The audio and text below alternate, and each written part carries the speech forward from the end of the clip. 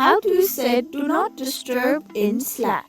Want uninterrupted work time or some peace of hours? Let's turn on do not disturb like a Slack ninja.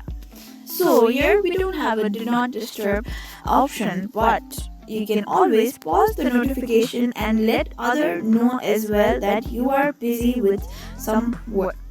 So simply go to your profile. Here you can Here, update your you can status update like your I have status done like it I in a have meeting. done it You in can a simply meeting. You can tap on simply it. tap There on you can it. see There many you can options see like many options in a meeting, like in a community meeting, off community sick today. off sick Suppose today. you are in a Suppose leave, you are then in a you leave, can then simply you tap can simply on off sick tap on off and sick save. and Like save. this, other people Like will this, also other be people will also be notified that you notified are that on you are sick leave.